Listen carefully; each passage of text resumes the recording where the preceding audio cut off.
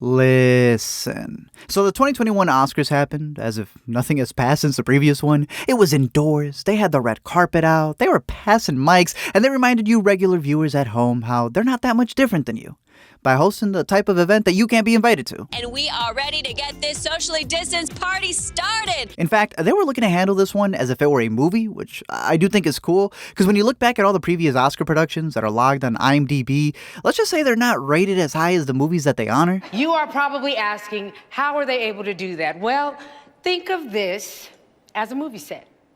An Oscars movie with a cast of over 200 nominees. That said, they straight up bamboozled themselves with that third act because the twist ended up being on them. Let me explain. Okay. Whew. Here we go. So the 93rd Academy Awards had a bigger drop than BVS when it came to the ratings. It's their third hostless Oscars in a row after not having the heart to give it to Kevin, and for whatever reason, they still make it difficult to stream with all the restrictions. Like, I know old heads think they know what they're doing, they don't want to put it on YouTube, but like, y'all also went against streaming barely 5 years ago, and now Netflix has the most wins. This time around, they showed less footage than a YouTube movie reviewer, which sucks because I like seeing all the behind the scenes for the nominees as they mention them. It's cool seeing the excerpts of the actors and their really good moments, and a montage of what is considered the best cinema of the year is really why I like watching the Oscars. But instead, the producers wanted to flex how they were gathering and make it feel like you were there. I don't care about the party. I care about their work. The songs were pushed to be a part of the pre-show, or also pre-recorded. All of the categories were rearranged to keep people on edge, and they even omitted Zoom calls so that they could keep a specific aesthetic, but it just looked like Soderbergh shot another project on an iPhone. Now listen, I love Soderbergh and all the risks that he takes, and while a lot didn't work for me, I did love the speeches side of it, and the fact that they omitted the orchestra playing people off, because it allowed for some deeper speeches. Sure, some are gonna drag, but I'd rather the winners go on, rather than some stupid schedule never look back on, and Vinterberg's win for Best International Feature was proof of that. We ended up making this movie for her, as her monument. So, Ida, this is a miracle that just happened, and you're a part of this miracle. Maybe you've been pulling some strings somewhere, I don't know, but this one is for you. That said, even with the time restraints, it's always funny to see the other winner, whenever there's multiples, try to get a word in because they're scared they're not going to be able to. I don't have a lot to add to that, Pippa. You covered it very well. In terms of supporting, I'm glad Amanda got a nomination, and it was cool to see Maria Bakalova get swooned by Brad. Maria, welcome. But I've been on the Me Not Eat train since last Sundance, and Yeon Jung-yoon killed it with her speech. I'd like to thank to my two boys who made me go out and work. So, beloved son, all and all, this is the result because mommy worked so hard. Daniel was my favorite win of the night, easily, and it comes from my favorite 2020 movie that I saw in 2021, so it's got a crazy lead for this year in my book. One of my favorite sayings, just because you're serious, you don't have to be miserable. He's a blessing on this planet, and he took the time to thank Mama Kaluuya for bringing him into this world. Like, it's incredible. My mom met my dad, they had sex. It's amazing. Like, do you understand? I'm here. You know what I mean? So, I'm so happy to be alive. Frances McDormand won her third leading Oscar for Nomadland, which she had read during a film festival. She had loved it so much, and she herself had this fantasy of becoming a 60-something-year-old named Fern who just goes with the wind, so she scouted out Chloe to direct, wrangled the nomads to act alongside them, and she won herself some gold. And no, she wasn't staying method up there on stage. We give this one to our wolf. The howling is for our production sound mixer Wolf, who you saw in the In Memorial.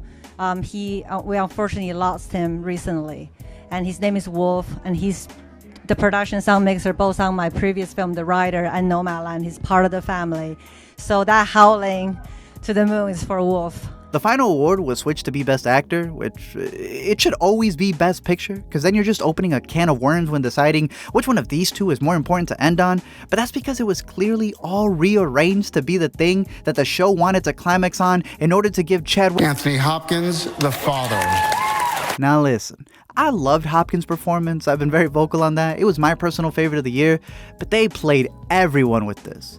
including themselves. I guess it's a good thing since it proves, terrible voters aside, that it is at least sealed and not manipulated. But denying the 83-year-old winner the chance to speak because he didn't want to fly in during a pandemic?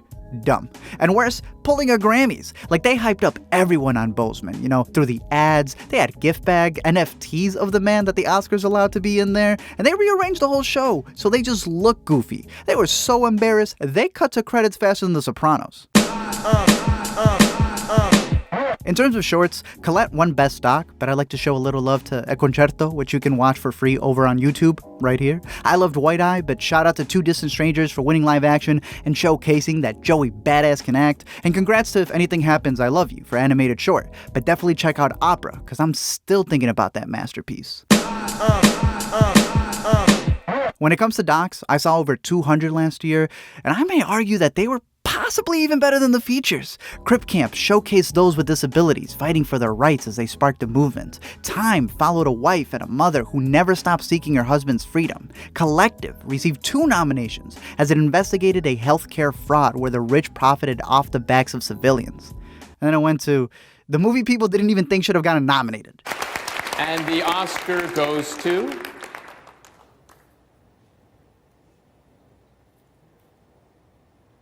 My Octopus Teacher. Honestly, Guna did it better. It's produced by Joaquin. Check that one out if you have the patience. We feel entitled to artificially inseminate a cow, and when she gives birth, we steal her baby. As far as the other aspects of the ceremony, I've seen TikToks longer than the in memoriam.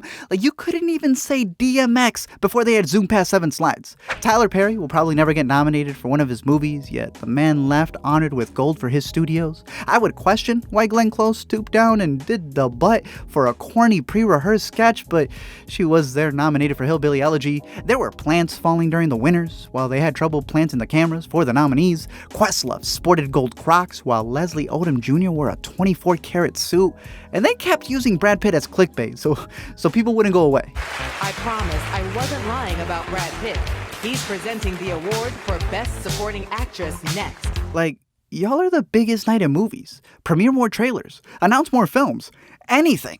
When it came to Ma Rainey and its standout performances, the Academy only liked it enough to honor the gowns and the getups, which were cool. Sound of Metal took home editing and sound, which this year was combined. That was a big moment that they had, and I can't imagine the uproar if something like scripts was merged, yet when the sound people complained, no one heard him.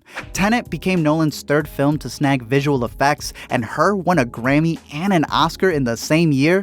Wolfwalkers will always live in my heart, while the Oscar for animated and score will live at the Pixar offices. Man, what's deep is that God gave us 12 notes. Congrats to John Batiste for scoring his first Oscar, Reznor and Ross for their second, and Pete Docter, who has 3 in this category, breaking a record.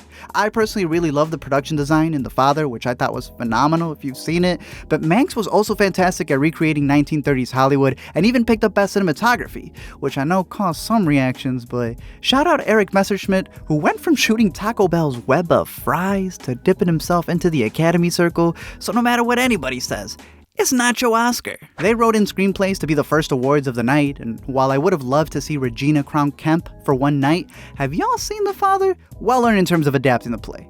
But damn, were there no original thoughts on Twitter when it came to Promising Young Woman winning, and I personally do like the movie, but these 3 were far superior in terms of scripts. But it does seem like the Academy uses this category to honor genre films that seem to have a message, but would never get Best Picture, and this is their way to give them a little something. And if you know the Academy, it's never for things that they have any history with. The Queen of the Night, though, was Chloe Zhao, who, as we mentioned before, has racked up the most awards any single person has received in the history of award shows giving awards, and that was passed months ago. Not to mention, she's the first director ever to sport some sneaks. Thank you guys for checking out this video. I'm curious to know your thoughts down below in the comment section. The whole idea of having a director come in and direct the ceremony to give it a little bit of a splash that when you look back in years past, you'll be able to know who had their certain, style on each one. It's something that a lot of directors have been doing with stand-up specials, so I think it would be cool to see that with live shows because every live show is just tanking. Like, it doesn't matter if it's music, television, all that stuff isn't doing as well as it used to. I believe it's because they need to put it not on these networks, but on more streaming channels. channels if they want those live numbers, but I think it would be cool to actually have some more of a flair for each of these. I appreciate the risk that they took this year, but I think that the awards themselves were a lot better than the ceremony was. But I'm curious to see what they do next year. I'm curious to know your thoughts. It was dope to see Questlove do his thing, because I believe we're going to be seeing him again next year. We're the world's band now. We were America's band, but now we're the world's band. Y'all the world's band. Yeah. But when it comes to all the movies, we have a whole list right there on the site. It's in our description. You can check them out to see where they're playing.